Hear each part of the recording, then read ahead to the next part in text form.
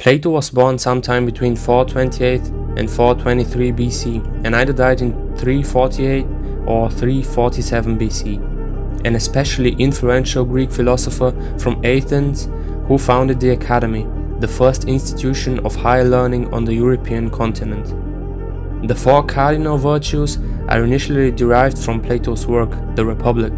Later they are expounded systematically by Aristotle. Other than that, other thinkers such as Cicero, the Stoics, Ambrose, Augustine of Hippo, and others recognized and adapted them. The cardinal virtues can be represented by a charioteer who struggles to control the horses that pull the chariot. Only through the actualization of the four virtues does the charioteer succeed in correctly controlling and directing the animals, which represent the animalistic and emotional.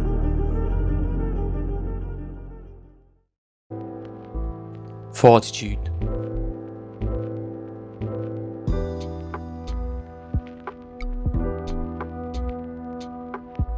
Fortitude is most noticeable from the jump with guts.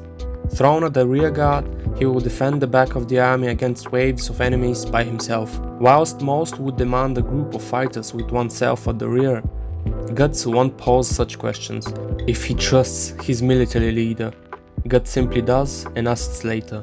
Later, against Zod, he gave it his all to fight a non-human beast, despite the obvious fact that Zod was overpowering in the fight.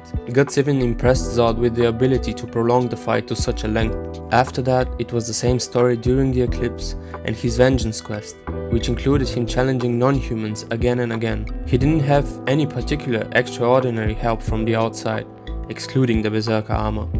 The Dragon Slayer is an impressive weapon which is formidable in a clash against such creatures, but plainly put, it is just a big lump of metal. How did almost all soldiers cower away from those monstrosities and one man didn't? The contrast of mental fortitude elevates Guts on another level amongst humans. Justice. Do people act justly in difficult situations? If so, is it always that way? On the battlefield, the scenery is a bloody chaos, which resembles the religious depiction of hell. I don't suppose many humans expect justice and morality in hell. Guts was buried deep in his own darkness after the birth of Femto. Nihilistic Guts taught Theresia to kill herself, and she screamed back at him that she will kill him. Life was not important to Guts at this point, it seemed, but he still saved her from dying, a moral deed to save a child from death. The struggler in general protects children and helps the ones in need. If you think about it, imagine a village was attacked by horny, bloodthirsty trolls. Would the lone soldier Guts run away in order to save his own skin, or try to instill some justice in the world by protecting the weak? An honorable soldier really does fight in the stead of the weak. That's what makes Guts just and moral. Temperance. The lowest point of Guts would be considered after the eclipse, when he indulged in madness, revenge and violence. None of these actions were controlled or moderate. Humans have an eye for moderation, or as Aristotle says, a golden mean, the behavior between two extremes.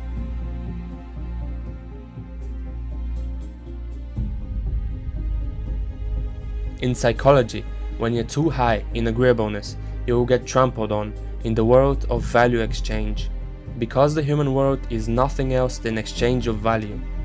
A wise word for a wise word, a dollar for a pack of gum, a name for a name.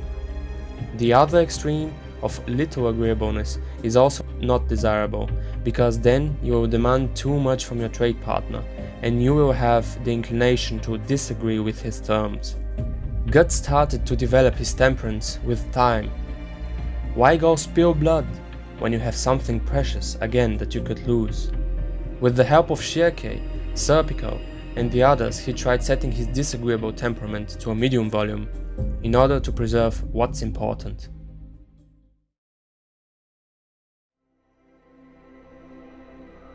Prudence. Prudence goes hand in hand with temperance. An emotional fighter is a losing fighter. An emotional human is error-prone. Angry Guts could have ended as dead. Although Guts was never stupid and had good thinker qualities, emotion absorbs fairly easily at the worst time. In that sense, it is admirable to see how such a lowly, traumatized man, after the scales had heavily turned in the direction of irrationality, can return to rational sanity. Apostles and the emotional overload are the exact opposite of the struggler and his prudence.